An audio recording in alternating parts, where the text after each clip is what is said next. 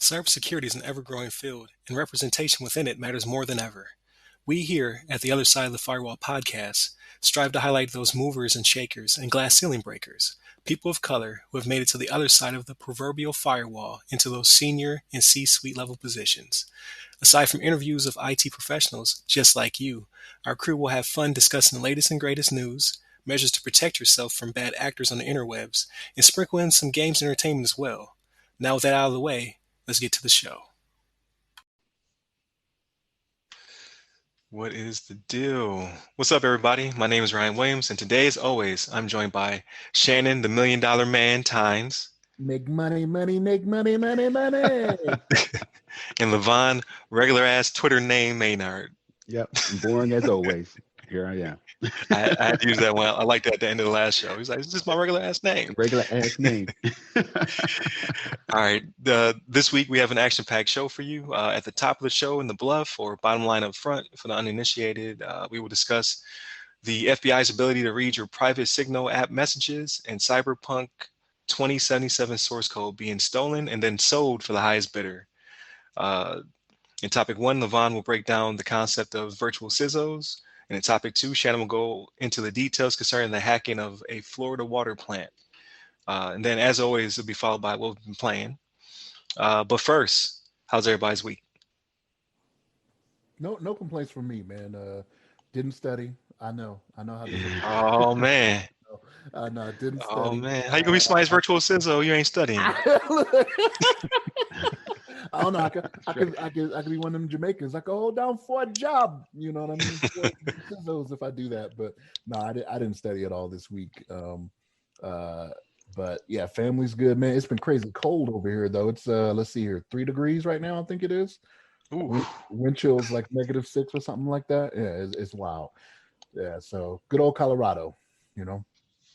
No, thank you. I like how Shannon put that new big ass TV right behind him as his backdrop. Yeah, showing it off. I had to get to a different room. I like my basement. I don't have a door on my basement, so for me, I came into the bedroom now because I could shut the door or whatever, you know, and the kids be downstairs and don't hear them. But yeah, I just had to change up the room. So yeah, so many rooms. How many basements you got?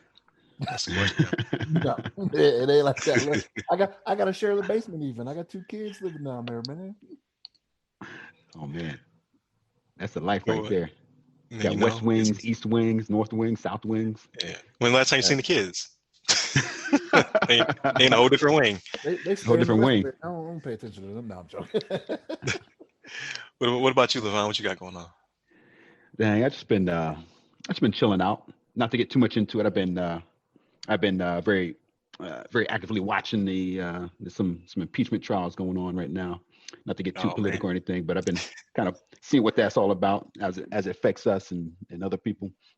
But besides that, I've been chilling out, kicking back. What I got going on this week?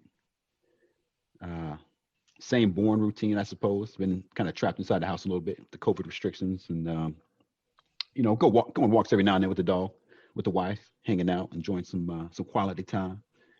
But they're pretty chill over here. Not much going on. Anything going on with you, Ryan, in the desert over there? Man, it's warm. At least there's that. I've been trying to get my run on. They had a 5K this past weekend, or this weekend. It's a long weekend for me, so I ran that. I won a T-shirt, so did everybody else. Ooh. So we all got the same T-shirt.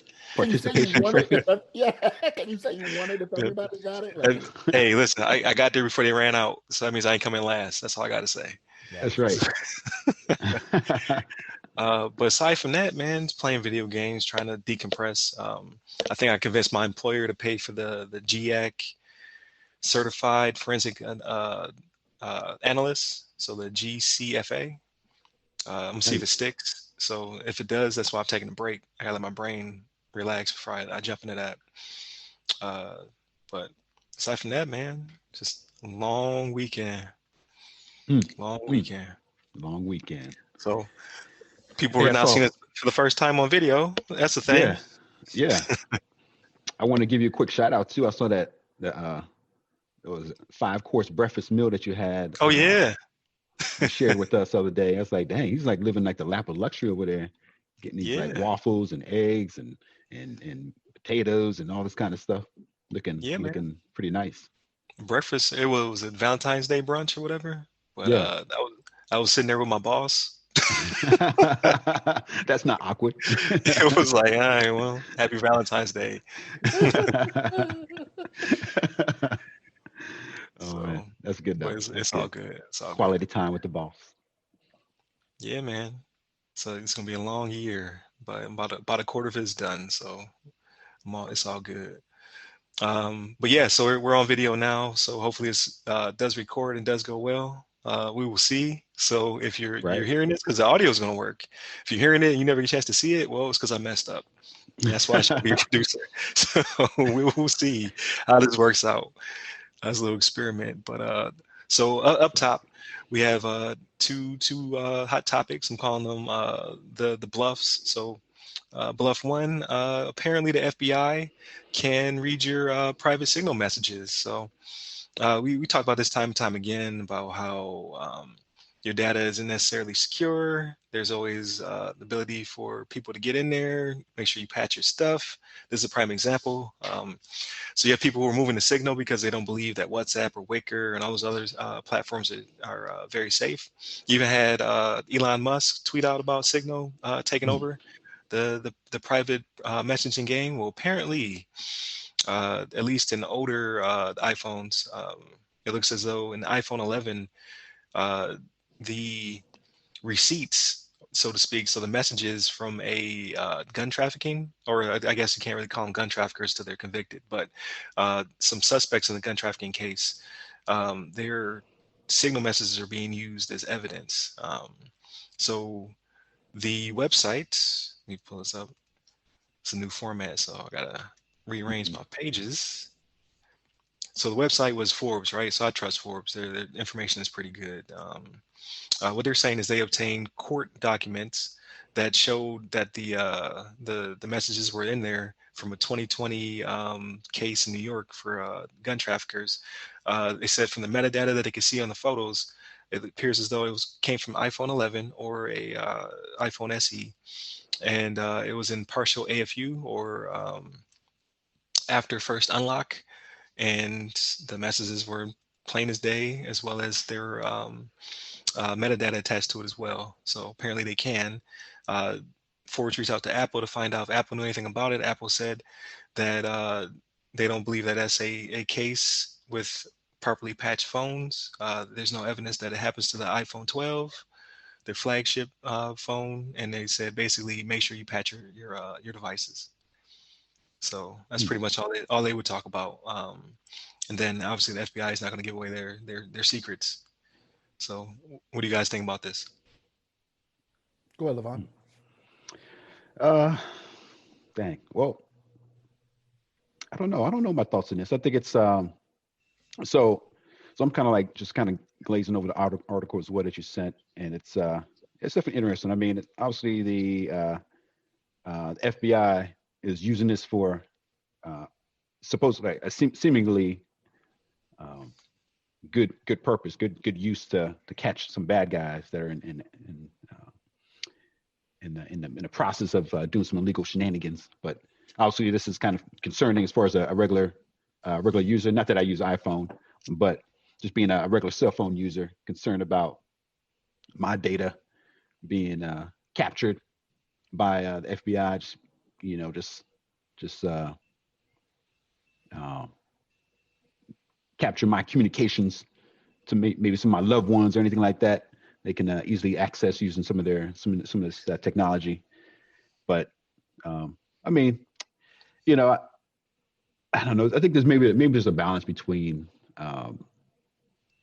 the good of the people versus like privacy, as far as like maintaining security against some malicious actors out there that have have some bad plans for us. Imagine like if somebody, I don't know, was in sort of like nuclear arms trade and they're sending messages on their iPhone or something like that. Obviously, you kind of want to know what they're up to. I think that's good that they are able to capture that kind of information. But at the same time, for privacy sakes, it's obviously kind of concerning that they'd be able to access some of this data. But I have a little bit mixed feelings about it. I don't know. I have to kind of think about it for a little bit, but it's an interesting story. I mean, obviously, we've known for years that FBI and all these other investigation units have access to, these digital digital content, able to access our phones and accessing cameras in the streets and seeing where you're at a certain time, accessing like satellites and tracking your GPS signal and all this kind of stuff, satellite signals and all this, what towers you're bouncing off of, all that. So it's something that's not like brand new to us in the general public, especially with the Snowden thing and all that. But I think it's an interesting story. Do you have much thoughts on it, Shannon? So I do have a few thoughts on this, right? So this is one of those things that we've talked about it on the podcast before, on the show before, right? So don't put something out there in the digital world, right? That you don't want out there, right? That you don't think you would be willing to say publicly or anything like that, right? So Right. that's kind of how I treat all my communications, right? Like I got some stuff. Here's the thing: I will never run for public office because I got some stuff out there.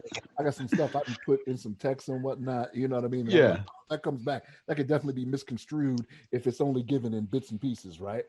And I know we've talked before about like the Patriot Act, right? So at what point, like what you're saying, Levon, at what point are you willing to say, okay, I need this for security versus, my privacy, right? For me, I'm a law-abiding citizen, right? At least I think I am, right? Yeah. We don't know yet for sure. Yeah, at least I think I am. Allegedly.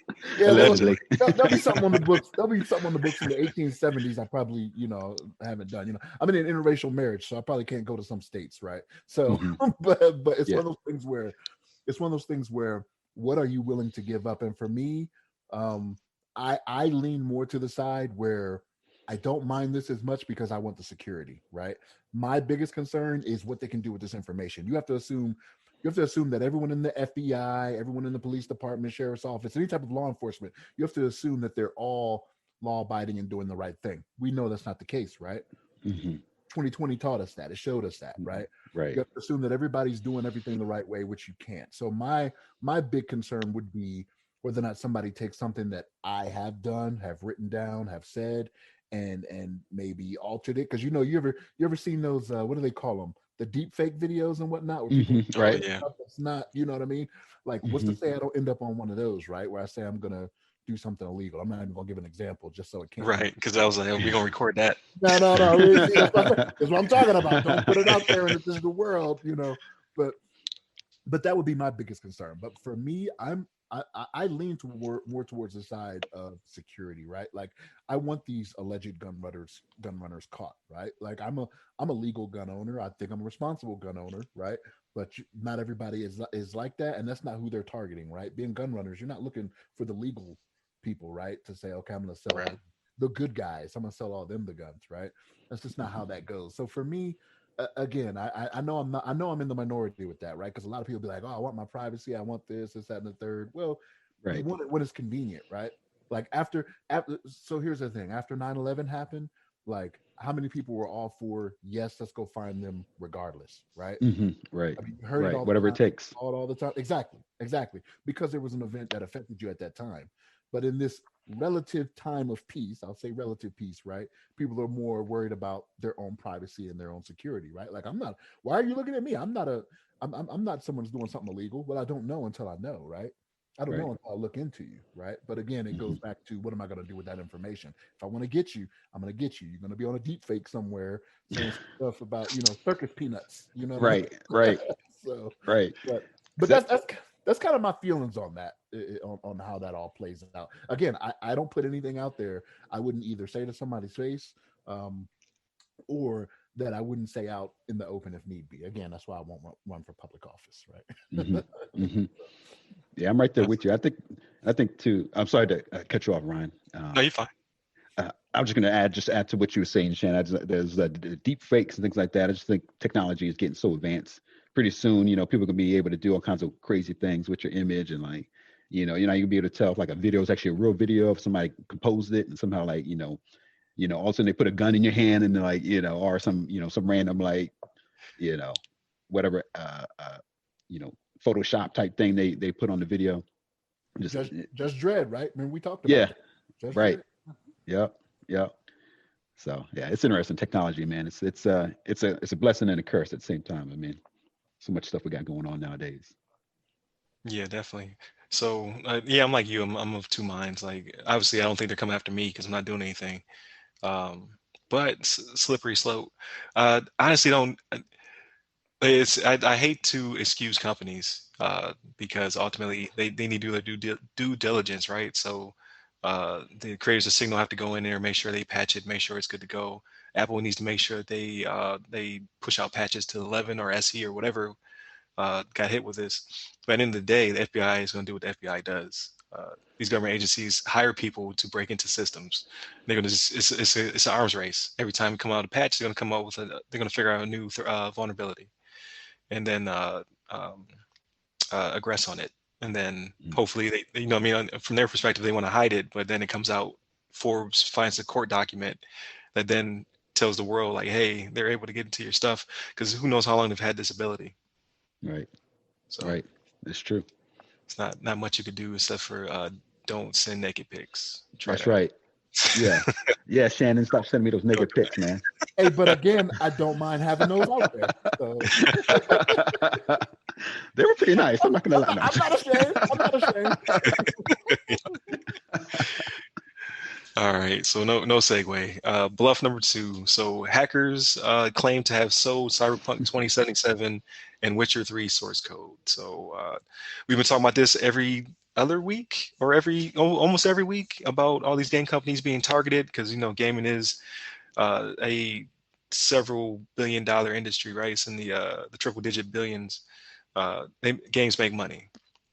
What's crazy though is CD Projekt Red, the makers of Cyberpunk, were already in the news because they released 2077 in a state that was almost unplayable to everybody except for they had the best PCs, right? So if you bought it on console, if you're not playing it on next gen, only 1 out of 3 of us was able to find a next gen system, if not 2. Then you're not able to play it. But so they're in hot water for that, and then now there's a lawsuit bubbling up because of the game. There's a class action that's being leveraged against them. But on top of it, there was a vulnerability in their network. Somebody got in, encrypted a few of their systems, was able to steal finance data, game data, apparently, where they got the source code for Witcher 3, Cyberpunk. And I found out that this Witcher 3 was not the one that was already out. This is the Witcher 3 that's coming out with ray tracing. So it's a future build of Witcher 3 is already out in the wild before it even had a chance to get released. There's another one called Iron Throne or Thronebreaker, something like that. I think that's DLC that was going to come out. And then obviously Cyberpunk 2077, even though it was released in a terrible state, it still sold 13 million copies in like 2 weeks. So it was still breaking records, right? So there's still money to be made, especially after they fixed the game. So CD Projekt Red did what we said last week that you should do, put your foot down. They put their foot down, said, no, we're not going to pay. No customer data was compromised to our knowledge. We have backups of all of our stuff. So even though they encrypted our drives, we still have backups. So they did everything right. And they were like, it is what it is. We know that something is going to happen because of this. Apparently the bad actors put it up for $1 million or best offer, or it was $1 million or 500,000 at the least, and then it was like 7 million instant. You give me $7 million, I give you the code today. So apparently it went up for sale and it went right back off the market. So somewhere between 1 million and 7 million is what they're estimating they made off of the source code for a game they did not create. So it's out there in the wild. So I wouldn't be surprised if we start to see it kind of bubble up over the next couple of weeks.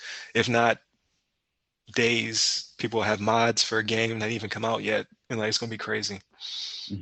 So I commend them on putting their foot down, and now we will see if this scares the industry. Like, will they toe the line, or will they all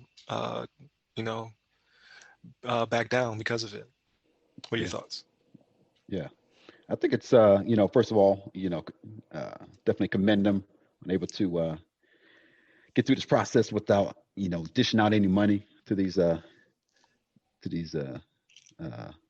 ransomware baddies trying to have some amount of money.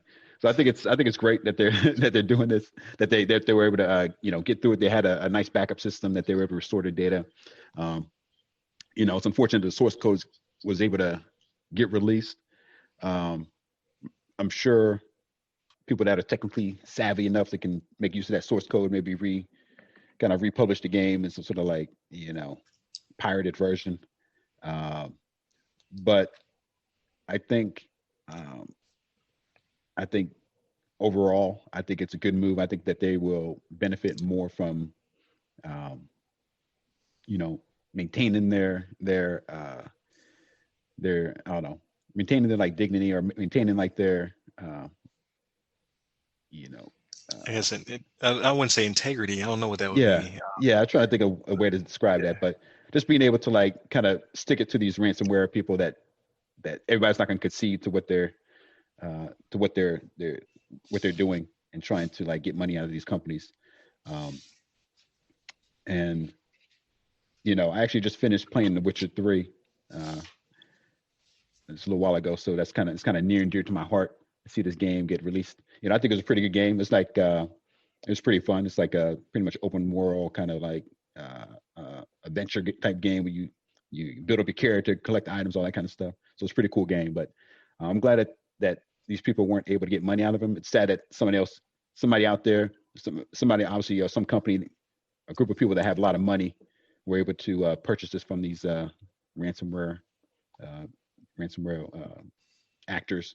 And unfortunately, source code's out there somewhere, and I guess it's time will tell what they do with it and how it affects the company in general. But overall, I think it's a good thing that I think it's a decent ending to the story. But we'll see how actually maybe not exactly the ending yet, but we'll see how it turns out once they if any of the source code gets out there and becomes I don't know.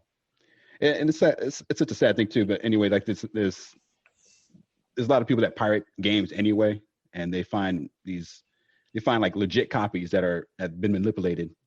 Whether or not they have the source code, they can just they have they're tech savvy enough just to get into the code of the software and able to manipulate it enough that they can install it on any system, and it don't need any kind of keys and all this kind of stuff. So I know these people out there that can manage that without even having a source code. So I don't think the Witcher group actually really lost out on much in general. But I guess time will tell what comes of it. But what you think about it, Shannon? So I got a couple thoughts on this, right? So when you first sent this one out, when this one first came out in the group, I was like, well, the money's already been made, was my thinking. You said the Witcher 3 one is not the same one that's out though, Ryan, or it is? No, it's I guess it's gonna be like the next gen remaster or just prettier. It's gonna be a lot prettier than the last one. So I mean, it's so the I don't want to say the game is out there, but the bones are out there already of what's been seen, right? But so when you first sent this out, right? I don't remember if it was you or Levon. I think it was you, wasn't it? With this one, I can't remember. Yeah. So when you first sent this one out, I was like, the money's been made already, right? So I was like, Cyberpunk was I called it a failure, right? But 13 million copies is nothing to laugh at. But I read the reviews on Cyberpunk, and people were not happy about it, right? So it's like one of those word of mouth things where you'll have people, you'll have people that'll be like, well, I wasn't going to buy it anyway, or I already bought it. They already got my money. They're not going to get me more for any more Cyberpunk, right? With The Witcher 3, I thought it was the one that was already released a few years ago, and I was like, okay, that money's already been made. So I didn't think it was that big a deal. Now, with what you mentioned last week, with the EU was talking about kind of making it to where nobody would have to pay out for these things, Ryan. So or they couldn't. It would be illegal for them to pay out. Yeah, it'd be illegal for them to pay out. This, I like to see what they did, because they kind of gave them the finger, right? Like, you know what, it is what it is. You do what you got to do, but we're gonna keep moving forward. Now this could have a couple different effects, right? Like if what the information that they got is terrible, then people will be like, okay, I can't trust this studio anymore to put out a quality game, right? Like if it gets out there, or it could make them do better because now they have to make changes to something that's not already out there in the wild, right?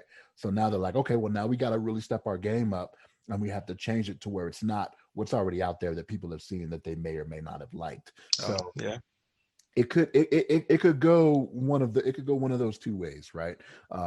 Hopefully it's the way where they say, okay, let's step it up and let's get better. Let's not be like EA and put out a terrible Madden like they did this last year, right?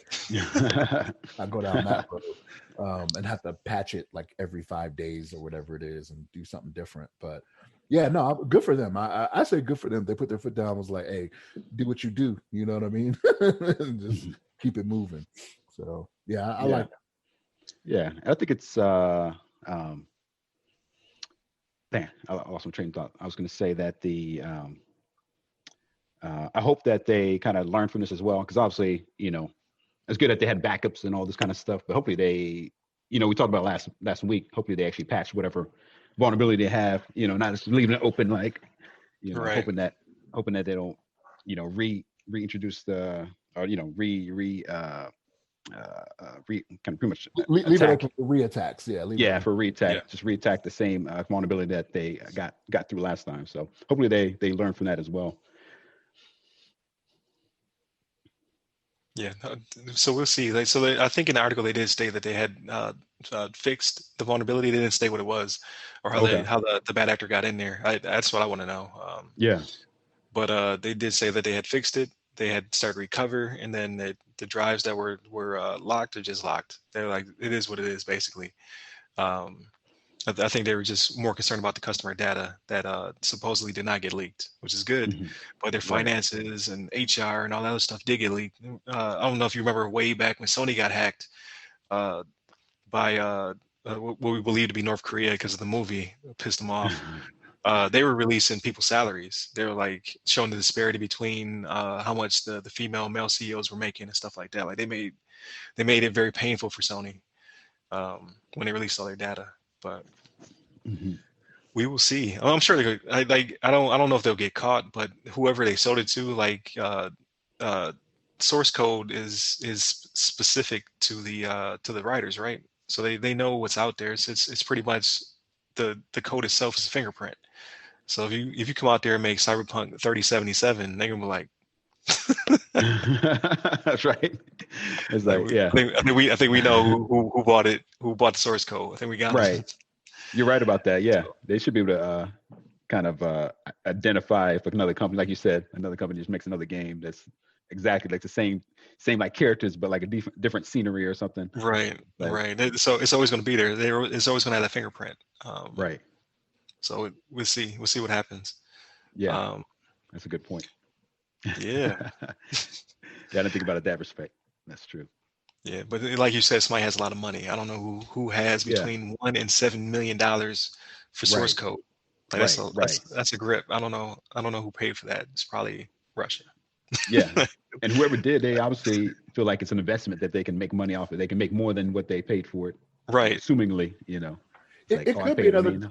It could be another gaming studio too. Don't rule that out. Right. Like it could be another gaming studio that's like, hey, we want to get bigger in the biz or whatever it is. You know what I mean? Right. So, and that's a risky business right there. If they're like willing to put their company stake in an offshoot of like bidding for this source code, if they get discovered and then all of a sudden they get obviously get discovered and then they get in trouble and then the company's like thrown in the trash basically. But you got to prove it in court, right? So it's like right. It's true. In court. Samsung and Apple have been in court constantly over the last several years, right? Neither one of them is doing bad. Right. So, no, you're right. I mean, you got to prove it in court. Right. Absolutely, and I'm sure that's a hard thing to prove, especially with everybody's buying things with like Bitcoin and all that kind of stuff. I think you can track stuff somehow, but it's still kind of like I think it's kind of a unregulated, and it's kind of hard to like identify exactly who's buying what through those methods. So yeah. Hopefully some more information will come out by next week so we can kind of follow up, because this one was moving pretty quick. Like I posted when it was stolen, and then like literally a couple of days later it was like, oh, somebody bought it. So it's pretty fast moving story. Right. But right. Speaking of like, so this is a good story. Speaking of stories I don't like, we, we can go into the virtual sizzle in the Yeah. topic one. Oh, I don't know why you don't like this one, but so this story, this one comes straight from securitymagazine.com, and it's by John Roman. But it's titled "Considering the Value of Leveraging Virtual Chief Information Security Officers VCISO." So it's essentially it's an article describing, basically describing the benefit or maybe the business of hiring these, maybe you call them like virtual CISOs to, basically they work almost like a consultant or maybe like a part-time CISO, so that they come to your business, they see you've got some vulnerabilities, some security incident, or even if you're being proactive and you're trying to get your systems up to snuff so you don't get compromised, like the people with with the cyberpunk and all this kind of stuff. You're trying to get your systems up to snuff to make sure they're protected and we're secured. So these VCISOs come into your business and they take a look at your network, your infrastructure, and they make recommendations. And since this pandemic, and this article talks about it too, that cyber attacks and data security breaches are at an all-time high due to the increase of remote work. And according to recent Information System Security Association and Enterprise Strategy Group survey, 63% of cybersecurity professionals have seen an increase in cyber attacks and security breaches related to the pandemic. So we've seen like an influx of attacks. People are working remotely. Everybody's connecting to their job site remotely, connected to the VPN, or maybe they're just right over the internet. They're downloading files, they're sending emails, they're having these Zoom calls, they're having Teams calls, they're doing all this kind of stuff. And some of this data is getting out there. And some of these, some of these companies, some of these businesses don't have all these measures in place to secure themselves. So this is where the VCISO comes into the picture. They're here to there to like look out for your company, and there's some disadvantages to hiring these individuals, because they are for the most part kind of off the street, or so they're not part of your company. So they likely need time to understand the culture and business operations of the company. So they need to learn about your operations, how everything works. They have to do some assessments, and it's going to take some time to spin them up on everything that's going on there. And second, depending on the contractual agreements, a company can have unrealistic expectations that they are getting a full-time person for the cost of somebody that's doing less than 20% of the 20% of the work. So they're kind of like part-time, but they're getting paid like a full-time employee, which I wouldn't mind doing myself. But that's something that these companies have to consider, especially these CISOs. I can't say it, but they have, I'm sure they have top dollar paychecks. These guys are making, over $200,000 a year for their services. So these guys are making some bank. And obviously these people, I think the good thing about them is that they obviously are going around. They've seen like a lot of businesses. If you get somebody that's experienced, they've gone around to a lot of different companies, so they kind of know a lot of what other businesses are doing, what they've had success with, and they've identified as some failures. And so it's kind of like it is a good resource in that respect, that they have that experience and that knowledge of other companies, and they're not like they've been working for the same company for 80 years and they haven't seen anything else that they can relate to or kind of use as a business case, or a good example of how to do a proper security response. So that's pretty much the gist of the story. But did you guys have some ideas or some thoughts on how this operation works? Go ahead, Ryan. Yeah. So I like everything you said. You took all the good stuff out of the article, because you're such an optimist, with your optimistic self over there. Right. They lost me with this paragraph. It's only like 2 sentences. It says, for a fraction of the salary of a full-time CISO, companies can hire a VCISO, which is an outsourced security practitioner, all the stuff that you said, on an ongoing, typically part-time basis with the same skill set and expertise of the conventional CISO. No, you can't. No, I'm not gonna work 2-3 CISO jobs. Like I don't Right. want it to go. I don't want it to go that way. Is my Right. concern. Like if you want to hire me to be your part-time CISO at full-time pay, okay. Right. Right. You- It's like, I'll we take can that we can money. do this. We can do it. Like, but I would like my preference, of course, would be I want you to onboard me into your company, so I have a vested interest and make sure it's secure, and then we can have a very great partnership going forward. If you're just hiring me at a fraction of what I cost, you're going to get a fraction of that partnership because Right. I have 2 or 3 other companies to also do remotely at that point. I just maybe as a part-time hustle it might work. Like I'm a full-time sizzle somewhere else or ISSM or something like that, and then I'm a part-time sizzle over here. But if Mhm. this is what the industry is going towards, yo, I'm upset.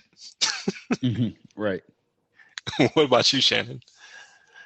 So I'll tell you, I actually this was the one that turned me off. Actually, you had a different paragraph from the one I saw. So there's a spot in here that says many in-house IT departments are multifaceted and may not have the time or resources to properly manage all IT functions, especially as they relate to information security. Then you don't need to be in the game. Like that's my thinking of that, right? Like if Right. that's where you are, get out of the Right. game, or outsource it completely to someone else, right? That can provide you the services you need. Don't try to half-ass it, and then you run into the situation where, because here's the thing, I don't believe you can have a part-time CISO. Like that is a full-time job. Like if you were doing what you were supposed to be doing, you need to be available all the time, right? Yeah. Any type of any type of attack on the company or some type of cybersecurity incident or something like that, it can happen any time of the day or night, Mhm. right? So if I have my full-time job where I'm working 8 to 5 for somebody else, and this other company tries to call me at 9 o'clock, I can't do that. More than likely, I can't do that anyway. I'm on another company's time, right? So then I have to tell you, wait till 5:30 when I get home, and then we can address this, right? As more time goes by, which is not what you want either, right? Like if you have some type of security incident or something needs to be handled by a CISO, it needs to be addressed right then and there as quickly as possible, right? I can't be giving you part-time hours or say only contact me during this time frame, right? Right. Because Right. if you're hiring someone for CISO expertise, they have the expertise to be valuable somewhere else on a full-time basis, right? Like you were talking about, Ryan, it's just a Right. side hustle or whatever. That's what got me. And like I said, with the paragraph that I read, you can't be in the game then if you don't have the resources or you can't fully support it. Is my thinking behind it. Mhm. Yeah, you're basically Right. Donnell Jones, right? All her love, half her time. No, man. Like, I'm sitting there sad playing the piano. He was looking to the restaurant, he has hand on the glass. He was looking at the restaurant, singing to her. Yeah. You got people that are gonna have to try to find the video now, right? Like Oh not, man, it's not everybody's hilarious. gonna get the reference. If I could sing, I would sing that part. It's hilarious. He's out there scatting at the window. I don't know. I think I just don't think it's a good way to move forward because, like you said, it's a full-time job. Yeah. And then you're going to want to fault the CISO when you get your breach because you don't have the people, so you don't have the IT department because you can't afford them either. You don't have the CISO full time, and then when you get ransomware, now it's his or her fault. So there's too much risk Mhm. on all fronts. It doesn't make sense to me, but Yeah. I could be wrong. Maybe they get quick with it. Maybe it's some kind of automation. Maybe I'm in a call center of CISOs. Right. Right. Yeah. You You're know what I surrounded mean? by Like, CISOs. with the auto dialer like I'm telemarketer. I don't know. That's right. I think that's a good point, though, that you guys were making that the obviously, companies that don't have a security team in place are already kind of like in a, I don't know, kind of shooting themselves in the foot right off the gate. Uh, and obviously, if they're like waiting for something to happen and then they're going to call this guy like, hey, I need your help now. Something broke. They're gonna have to like either, I don't know, they're gonna be spending so much money, just we're kind of wasting money, just trying to call this person every other day, trying to figure out what's going on in their system. Something breaks all of a sudden. But these people should not be in the game if they don't have their stuff maintained and secured, especially depending on what their business is. If it's handling like customer data, customer information, I mean, that's just asking for trouble. and that's asking like to get sued or to end up having getting sued or having your business shut down because you didn't properly protect somebody's data and it got out there and then their life got ruined or what have you. So that's what I got to say about that. Yeah, I'm gonna knock it now until I think of a genius idea how to do it. Yeah, like vCISO platform. Subcontract CISOs or something. I don't know. Right. I don't know how it's gonna work. Mm-hmm. No clue.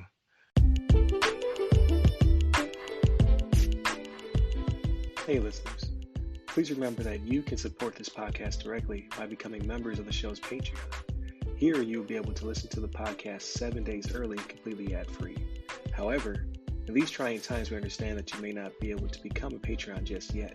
In that case, please listen to the show once it's available on free feeds, leave us constructive feedback, and share with your blurred friends and family. Thank you. But moving on to how I don't understand how things work. Let's go topic number 2 with Shannon. All right, this one. So it's going to be 2 articles I reference here, right? The first one's from the BBC. Says hackers try to poison water supply of this Florida city, right? And when I saw this, Ryan, I know you got some peeps, down in that area and whatnot. Yeah. I was like, hey, how close are you to this? You know what I mean? When I saw this, I had to Google it. I was like, I don't know. because I was like, down in Florida, I was like, I know somebody that got family in Florida. You know what I mean? But what happened was a hacker increased the amount of sodium hydroxide, which was lye, in the city of Oldsmar's water treatment system. Worker spotted it and reversed the action, right? So here's the thing. There is a little bit in your drinking water anyway, right? But it's one of those things where it's this many parts per million, right? And they just went way over and above because the content's usually 100 parts per million and it was up to 11,000 parts per million, right? So the second article I'm going to reference on this, and this is why we bring it up, not necessarily for the hacking, but for something that we do all the time. It's from Engadget.com, right? So hacked Florida water plant used shared passwords and Windows 7 PCs. Oh my gosh, right? And how often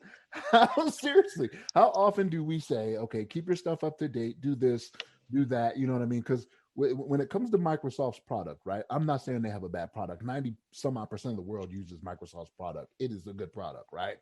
But Windows 7, all right, first off, Microsoft usually does about a 10-year run of doing support, right? Before they come up on end of life on their products. And for Windows 7, I want to say it was the end of 2009, I think it was. So you had until about 2019 or like January 2020, I think it was, when they stopped supporting Windows 7 with updates, right? But they've given you another product. It's not like they stopped supporting it and saying, okay, well, you're just out, whatever, right? They gave you another product. They've had different operating systems that they stay patched with all the time already, right? So it kills me, and I've seen this not just here, but I've seen this in other places too, right? With having Windows operating systems that are older because the developers are lazy, is what it comes down to, right? Like they don't want to come up and go to the newest product because it's more work for them. It's better for them to just maintain and keep this as it is. I've seen it before where companies have reached out to Microsoft to say, hey, Microsoft will support you with older systems if you pay them, right? But it's one of those things where is that a good use of your money, right? And again, nothing against Microsoft, right? They're taking time to have their people come out and do something to try to protect something that they no longer support, right? So they have to be able to pay to get that work done. I have no problem with that. My point is that they have provided other operating systems and patches for you to be able to do what you need to do effectively. Now, the shared passwords thing, this is another thing, right? Even like this is a problem just from an auditing perspective. So even if it wasn't a way that they got in, when it comes to auditing, if you have shared passwords, you don't know who did what at what time, right? If there's a group of 10 of us that are using the same group password, you don't know who came in at 11 o'clock at night on a Sunday when nobody should have been there, or when one person wasn't supposed to be there and went in and did whatever they did. So that's something that it shouldn't even have been an issue for this. It shouldn't have been something they were doing, period, just from an auditing perspective of what they need to do. But in these articles, they actually mention about how, water plants and different infrastructure things are kind of they're kind of vulnerable, right? Like this one was hooked up to hooked up to the internet first off, Mhm. right? So it's one of the things where if you're going to do something like this that's this important when it comes to utilities and things like that, you would think it would be standalone of some type, right? That controls whatever systems are there. But that was not the case in this instance. So it kind of baffled me when I saw this. Like, man, how are we still doing this? And how is it still happening in 2021? Right. And again, like with the 10-year thing with Microsoft's operating system, that's not a secret, right? Like Microsoft tells you that. Like once this gets released, you'll get about 10 years worth before we're like, okay, end of life. And they tell you notices at least a year in advance, like, hey, this is not going to be supported. You know, they keep reminding you this is not going to be supported. This is not going to be supported. So I mean, we can't put this on Microsoft. We got to put this on the company themselves for not protecting like they should have. You know what I mean? What you got on this, Levon? Yeah, I was going to say, yeah, and I noticed as well in the article that like kind of bridging off what you just were talking about. Apparently, they also maybe had used TeamViewer to access some of the to actually maybe take control of the desktop. So I wonder, I just kind of glanced through the Engadget article. They mentioned that that they obviously they were moving the cursor on the screen, and that's when the person kind of saw that what they were trying to do, and they quickly like grabbed the mouse, like, "Oh, what are you doing? Whoa, hold up!" And so they kind of stopped it from manipulating these water levels. And yeah, I think it's just like it's just like obviously it's kind of like it's a poor I think a poor job of this particular plant to properly secure. And I don't like bad mouthing any company or anything like that, but just they have to reevaluate how they're handling their cybersecurity and just updates in general, just the kind of basic things that anybody should be doing. Even if your home computer, you should be updating your computer. You probably want to decide to get off Windows 7 that's not really supported any longer. You probably want to go ahead and upgrade to maybe the latest and greatest so that you have a properly secured system. And obviously with the password sharing thing, that's just it's kind of a basic knowledge that you don't share a password. You don't share your password with your bank account to anybody else, or maybe your wife or something, but you don't put that out to an entire company. So I don't think you should be doing this in this situation. So you can maintain accountability. If somebody's doing something incorrectly, they do something malicious, that exactly what account did it and who did it. Sharing like some sort of like service account that everybody can access is not the way, a proper way of securing their stuff. So I think it's an interesting story. I think it's kind of funny that, I just looking at the article, I and just knowing how TeamViewer works, I've used that. I've used it every now and then. So like when I'm troubleshooting my mom's computer, I'll connect to her computer via TeamViewer. So it's very like robust. It's very, pretty easy to use. And it seems like if they had a password to TeamViewer, that's pretty much all they would need to be able to access the system. I really wonder if it really was even the Windows 7, any vulnerabilities within the Windows 7 itself, or just the access. They had a password for TeamViewer and they just connected and they would move the cursor around. That's all you really need to actually access the system like that. But nonetheless, it just they need to get off of Windows 7. They need to secure the passwords, and they need to I think those are the main two things. And then they just need to make sure they're keeping everything up to date, patching, and make sure everything's secure. But I think that's my thoughts on that. You have anything on that, Ryan? Yeah, that's I was not surprised. I was surprised of its location because Oldsmar is really close to Tampa, so I was like, oh, that's a problem. But I wasn't surprised because I want to say back when we were in Virginia together, there was talk of like SCADA systems needed to be more robust. There was vulnerabilities in the power grid. They didn't really talk about water, but you kind of figure any industrial system that's providing the service all had their share of being outdated and needing repair and whatnot. And they were talking about like we need more. This is before they even said we need more IT professionals. They're like we need more people who understand SCADA systems to revamp these because bad actors or nation states can get in here. I'm surprised it took this long to like. That's my surprise. It took this long to get there.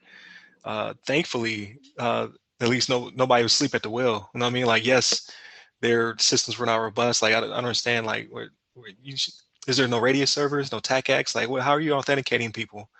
And then on top of it, like you said, Windows 7 systems, like Like they might as well have like Windows ME running or something, like because they're all out of date, right? Like you don't have the most up to date operating system, but just it not being air gapped. Like how do you have something that has the ability to poison millions of people Right.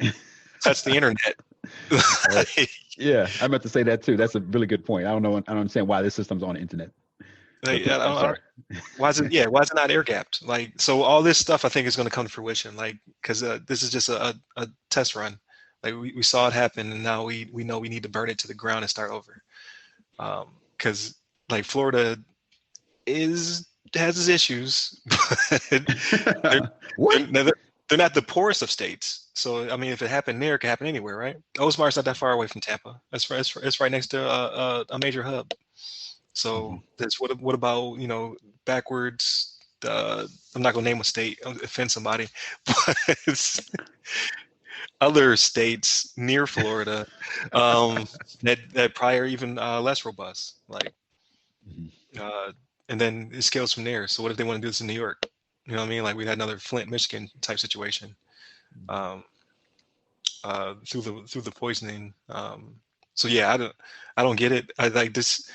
This show like makes me excited about future career opportunities because there's so many vacant jobs. There's no way they had a sizzle. But whoever this man or woman was that saved the day, he or she needs a medal because that person wasn't there for play. Like he was really going to poison. He or she was really going to poison people. Yeah, and just be okay with it. So right. Yeah, that's true. It's wild out there. Like y'all need me. Like it will prompt some changes. Something else they mentioned in the article that we didn't say was that they didn't have any type of firewall solution either, right? So you can't be connected to the internet and not have any type of firewall solution. Like how is that? When was it built? Is my question. Like when was the system built? I don't know how long Oldsmar has been a city with a water treatment plant. It had no Windows Defender, at least something. McAfee running in the background. Come on, like I don't get it. Yeah, I don't get it. Like there's so many things. Like when they go through the checklist of all the things that are wrong, they can be like, "Yo, who is our security person?" I bet you they don't exist. Right.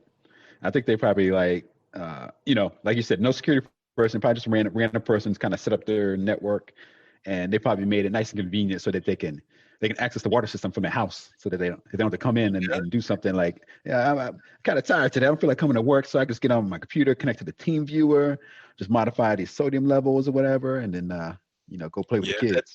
I can believe it. That sounds like not to offend anybody out there, but that sounds like an engineer. Like they have all the keys to the kingdom, and they don't think of the security part. They think about the efficiency part. Like, yes, that would be very efficient. Like COVID hit, I can do everything I need to do from the house.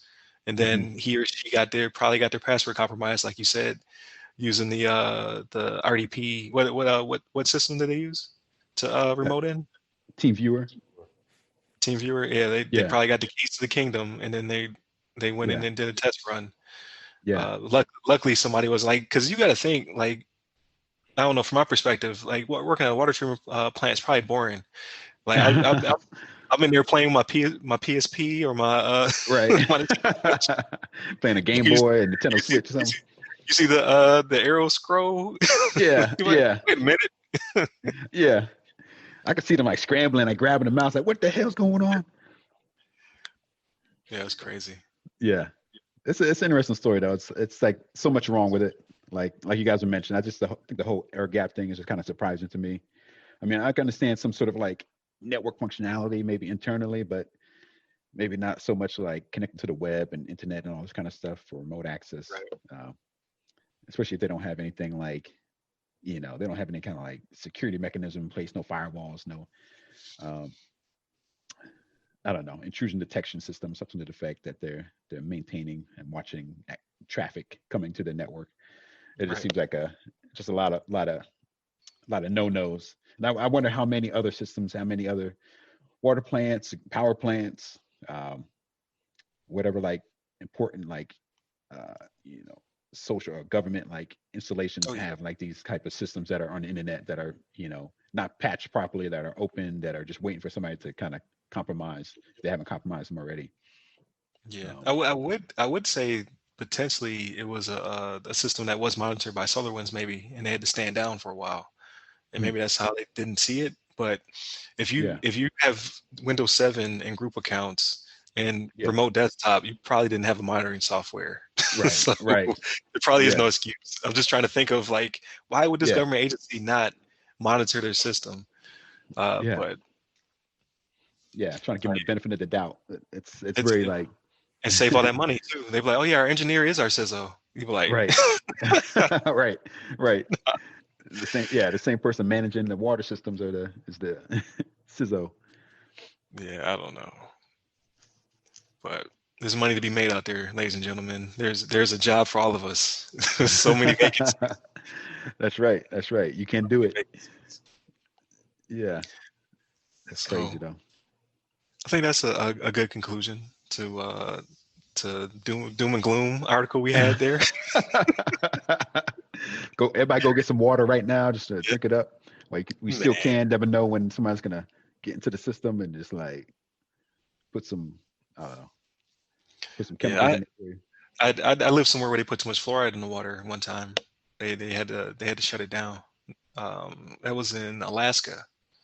They made a mistake. They put 100 times the amount of sodium, or no, I'm sorry, 100 times the amount of fluoride in there, which I don't think it won't kill you quick and make you sick, make your teeth fall out. So they had to stop. They had to put signs on every door, tell everybody don't drink drink bottled water, until they were able to flush the system. Oh wow, that's crazy. Yep. I was like, fluoride makes your teeth fall out? I thought fluoride was good for your teeth, but I guess moderation. Yeah, that's what they keep putting on it when you go to the dentist, right? Like, right. Everything in moderation. So I know, and I've talked to people that I was never stationed there, but in Europe, they used to get fluoride tablets because they don't treat their water with it. So like they would have service members that were stationed in Europe, and they would give them fluoride tablets to put in their water and whatnot to kind of help them out with that. So I got to talk to a dentist about that, like, because what did people do before there was fluoride? What I mean? Like, right. Well, they died in their 40s. That is true. I don't know if it's was that the reason? Yeah, was that the reason? Right, lack of fluoride? I don't know. Yeah, it's a healthy balance. Yeah, they need to hire me to be a medical professional. Like they hire people to be CISOs and stuff. Like you don't need experience. You just need time. Yeah. Like, you don't need fluoride here. Have some of this sodium. I don't know. I don't know what's wrong with people. Have some of this snake oil. Snake oil. That's right. So I think it's a good time to talk about. So what have you guys been watching or playing this past week? So I've been getting into. I've been really enjoying Warrior on HBO Max. This one's about I kind of described about it last week, but it's a Chinese pretty much immigrant coming to the States.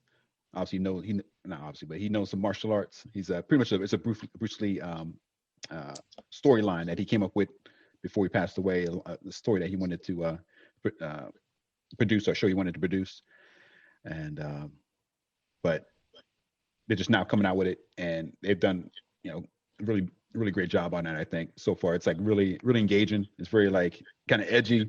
It's got like some crazy killing scenes of people using martial arts and people making love and all this kind of stuff, some crazy mess. But it's really entertaining. I think it's really good. I think you guys probably enjoy it if you guys like semi-violent series with gangs and like yeah you got some gangs in there, like these two like Chinese gangs going after each other, and you got like the police officers that are kind of corrupt, and some of them are good, trying to look out for the people, and then people like get these immigrants out of my country type stuff, and kind of symbolizes some of the stuff going on in the States today. But it's kind of interesting to watch. I think it's really enjoyable. That's what I've been watching, and I've been playing some Yakuza 0 on I've been playing on that on my Xbox, and it's pretty badass. I like it so far. It's been really entertaining. It's very like story driven, and it's like really fun fighting and all this kind of stuff. Those have been my two big things last week here. But I've been dabbling in some Destiny, and yeah, playing a little bit of Destiny 2 on the Xbox as well. But yeah, I need to get back into Miles Morales. I started that a little while ago, but I've been trying to clear out some of my queue. But I want to get back to Miles Morales. My wife just got me that for the PlayStation a little while back, so I'm going to finish that one off too. But that's been my main stuff I've been playing lately. How about you guys? You guys got anything you're watching or playing? So I just want to put it out there that Shannon was not the one that said he likes to watch violence. Okay, put that out in the digital world. Ryan did say that. I ain't saying no names, but I'm just eliminating Shannon from the digital landscape. He likes to watch violence. I'm all for it, you know. Violent shows. I actually have not played video games in a while. I actually started rewatching this show Elementary. I don't know if you guys have ever seen this. It's a Sherlock Holmes thing. I haven't heard that. I've heard of it. Yeah. I've actually seen the series before, but I started watching it again. Like I like stuff like that. Like I watched the BBC version of Sherlock that has Benedict Cumberbatch in it. I've watched this one. Like I like the Sherlock Holmes stuff. You know, I've seen the movies with Robert Downey Jr. You know, I like those. Yeah, those are good stuff like that. But I've really just been rewatching that. I honestly don't know if I have bought the video games up on the new TV since I bought it. I gotta actually do that to see how that looks. Actually, I mean, I got a previous gen console. I ain't in the next gen. Dang, wow, dang, that's a shame. I still want to see it on 75 inches. You know what I mean? To see what that looks like. That's true. But no, that's nice. I mean, I hope so. Right? Like eventually, I'll get that next gen and be wowed by it, right? But yeah, no, that's kind of all I've been doing is I went and got Hulu Live last week. So actually, it was the day of the Super Bowl. Actually, so I watched the Super Bowl, which was a little disappointing, but I mean, it is what it is. But yeah, I wanted that to be a little bit more back and forth. It's too one-sided. That was like a. Here's the thing. Give the Bucks their credit. They won the game, right? But like, Kansas City was at a disadvantage, right? You had offensive linemen gone. You had Patrick Mahomes like limping around out there. Like, it wasn't what it was supposed to be based off how it was advertised. So there was a lot going on. He would have been. He could have potentially been well rested had he not played against the Bills. Is that what you wanted? Is that what you wanted? No, I want anybody but Brady to win. Anyone again. That's what Brady does. But I felt good for Bruce Arians though. That's the thing. So like the coach of the Buccaneers, like I like him. Like he's one of those guys that he was an offensive coordinator. So he was an offensive coordinator around Andrew Luck, Ben Roethlisberger. I'm missing one. There's one I'm missing. Was it Kurt Warner? I think Kurt Warner when he went out to Arizona. Like he has been around a lot of successful quarterbacks, and it took him a while to get a head coaching job. Actually he got his first head coaching job when I'm trying to remember his name. Pagano of the Colts got sick. He had leukemia, I think it was, and he had to miss a year, and then he filled in and actually won Coach of the Year. Bruce Arians actually got Coach of the Year when he filled in for the Colts because they again with Andrew Luck, like he's the quarterback whisperer. So I was good to see. It was good to see Bruce Arians get his. You know, no risk it, no biscuit. But yeah, like it didn't do anything to cement Tom Brady's legacy. Like you can already arguably say he's the GOAT. I know you don't want to hear that being a Bills fan, Ryan. I know, but he is. But don't make me like him though. Like I respect the game. I respect his ethic. Right. But he beat us up for way too long. I can't enjoy his games. Yeah, but y'all doing your thing now though, man. Trying to. It should be a good season. Coming up. Like I'm excited. Like I think we'll go back. But again, we still have Mahomes. He'll be back. You know what I mean? Like the Ravens are a problem. They'll be back. Like we got our division's not the problem. It's once we get out of our division, it starts getting rough out there. I don't know about us, man. We got an offensive tackle that says he's a left tackle and wants to. He hasn't said he wants to be gone, but we already have a left tackle. He filled in the left tackle when Ronnie Stanley got hurt, so he's like, I'm a left tackle. That's what I do. So we can't move him back to the right side. He ain't gonna be happy about it. So we're probably going to lose him, and that's going to hurt, right? Like if we run so much, I don't want Lamar Jackson to be running because he has no protection. You know what I mean? I don't want it to look like Mahomes on Sunday, right? Like as soon as he get the ball, it's like, oh man, I got to run 40 yards before I do a Superman and throw the ball. You know what I mean? Right. Then it bonks off of somebody's helmet, like they try to catch. Yo, you saw that meme where he was breaking out the pocket every time. Right. He was helmet. Yeah. Guys are missing balls. Like, what the heck? His receivers were not helping him out that much either. But yeah. And I'll tell you right now, the refs, I hate to do this, right? Like Kansas City's defense is not stout, but the referees had it out for them on Sunday, and I don't know why. Like, that's really where they lost the game. Over stuff that I was like, what? Like, are we really doing this right now? So you still got to score touchdowns though. Yes, true. But again, like their offensive line was beat up. Mahomes had surgery on Tuesday or Wednesday for his toe. Like turf toe didn't Deion Sanders. You know what I mean? Like there's guys whose careers have ended off turf toe. You know what I mean? So he went and had surgery for it Tuesday or Wednesday. I can't remember which day it was. So, I mean, he was injured. Offensive line was hurt. Receivers are dropping balls. You know what I mean? When he's running around for 40 yards and then getting it to him. So, I mean, it was a lot. It was a lot to deal with, and it happened. Yeah. Give the Bucs their credit, man. Yeah, they did it. They did it. Yeah, you think he's going to come back? He's coming back next season. Get 8 rings. You can try to get 10 rings. You can try to get the gauntlet, 2 gauntlets. Well, you got 2 Infinity Stone gauntlets. I mean, it's a different. I know people have seen the Jordan picture where he has his 6 rings on there, right?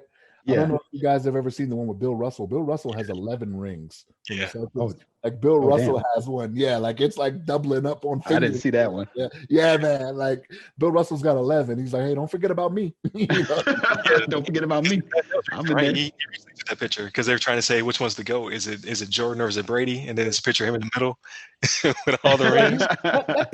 that picture is old. Like that picture is a few years old where he did that, like where he had 11. I was like, yeah, let's not forget that. You know what I mean? Right. Yeah, that's very true. Damn. What have I been playing or doing? So I don't have a show really to watch. I'm trying to find a show to watch. So I might start the Warrior up. So is Warrior subbed or dubbed, or is it a native English? Like what? So they do like a really good job in that. So what they do is it's pretty much all English, but what they do is like they do like this cool effect where somebody will be talking English, like actually a Chinese actor. We're talking to another Chinese actor that's, in the show they're both Chinese. They're from China.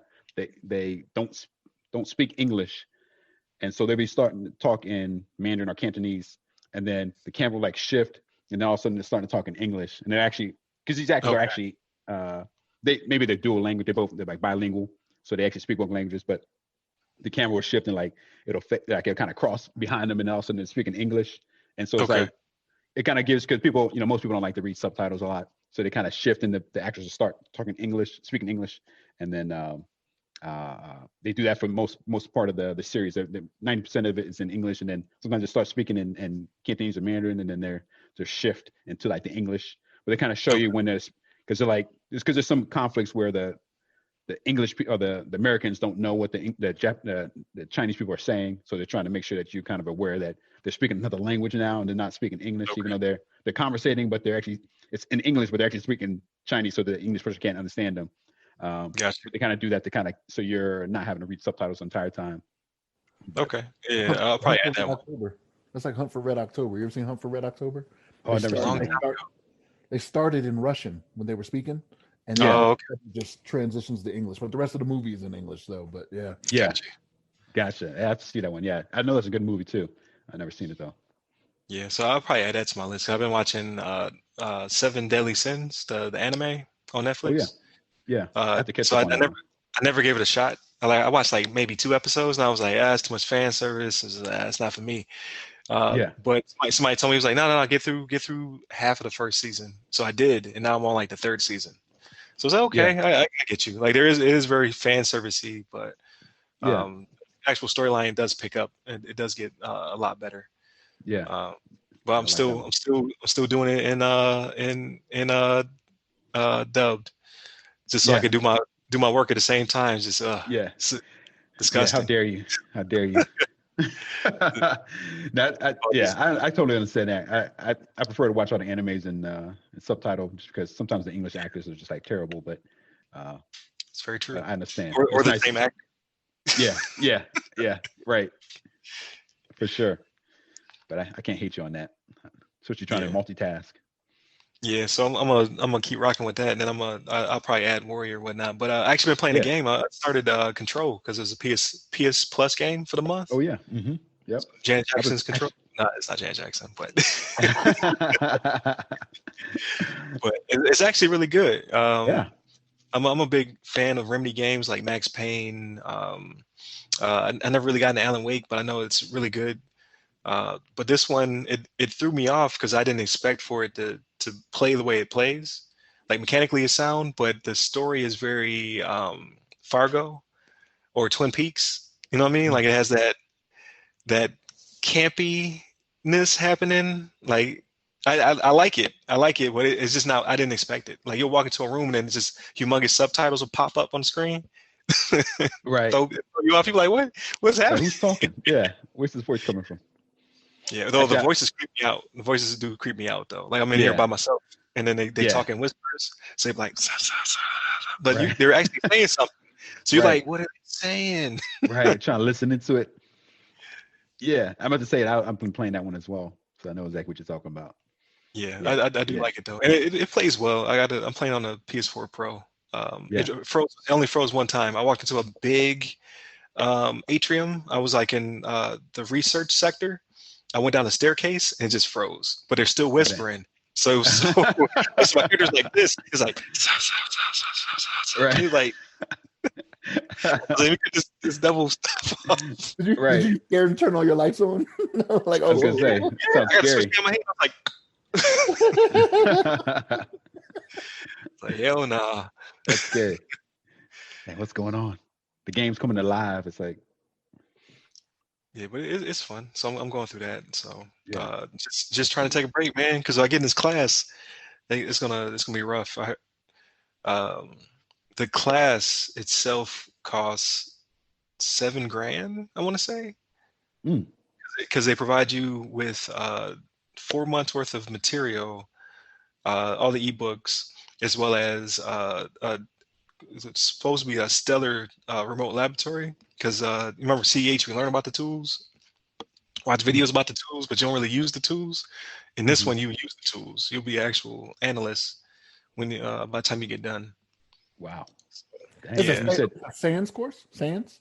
Mm-hmm. Yeah, it's GCFA. Is the what is called. So it's like I think it's like FOR 508 is the class number. But they say it's a lot of material, and because it's a 3-hour open book exam. That's how hard it is. Wow. Are you gonna give me the books? Like I had books. Good luck. Yeah, I had a coworker. He said it took all 3 hours, and he actually had marked all his books out with tabs so you could find stuff. So it still took him the whole time. Yeah. So even if I plan on passing because it's a lot of money, but even if I didn't pass, it'll still give me a lot of knowledge I don't have. So they fill in some gaps. Yeah. Dang, that's crazy though. Open book and it's still 3 hours. Yeah. They'll be like, not this time. Right. They said they have vouchers though. They were like, hey, we got vouchers we need to get rid of. I was like, bet. I want it. Give me that. Give me that voucher. So we'll see. Yeah. That sounds like a lot of fun though. I think you have fun with that one. I think I'm trying to remember. I can't remember exactly which exam it was. It might have been either the certified ethical hacker or the computer forensic investigator. I want to say that was one of those tests were like longer than I think it was about maybe they gave you like 2.5 or 3 hours or something like that on that one too. But it was still like all multiple choice. They didn't give you like open book or anything, but I think it was just like a lot of questions. Yeah, it's probably because I still haven't taken CHFI. Like every time I go to take, something else pops up. So I was going to go take it, and I had to renew my CCNA. Then I was going to go take it, and then I got into Greenbelt training. And then I was lining up again, and then they're like, "Hey, we got vouchers." Like, Yeah, you're like, oh, they give you. Oh, I'm sorry.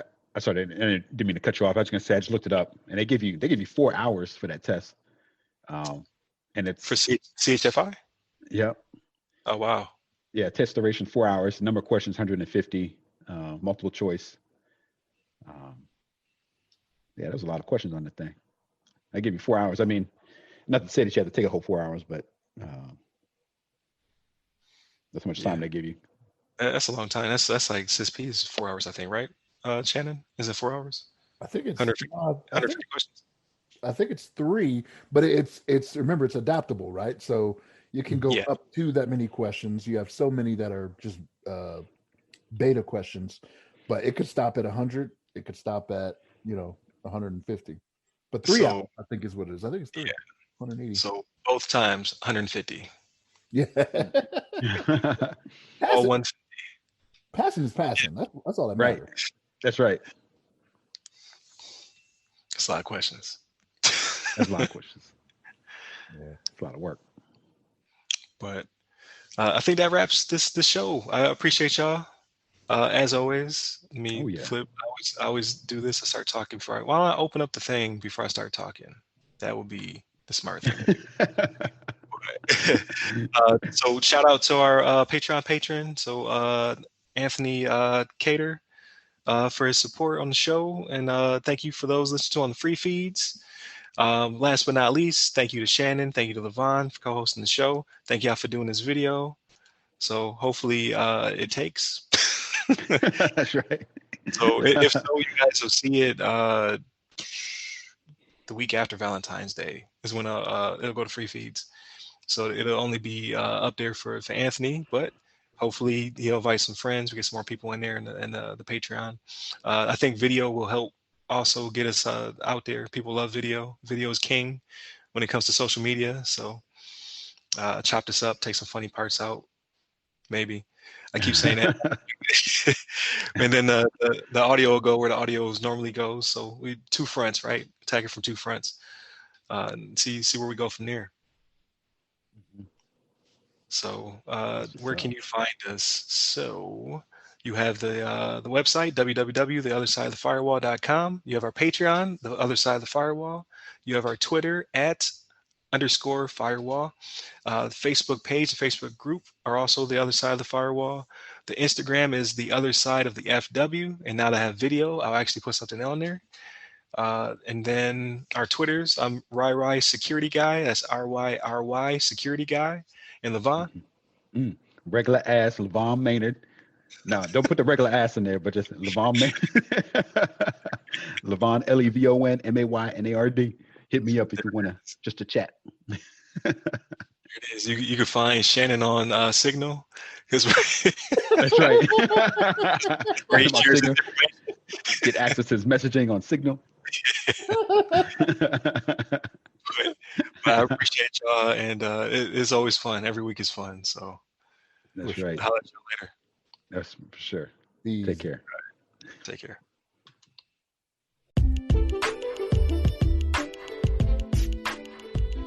Hey listeners, please remember that you can support this podcast directly by becoming members of the show's Patreon. Here you'll be able to listen to the podcast 7 days early, completely ad-free. However, in these trying times, we understand that you may not be able to become a Patreon just yet. In that case, please listen to the show once it's available on free feeds, leave us constructive feedback, and share with your blurred friends and family. Thank you.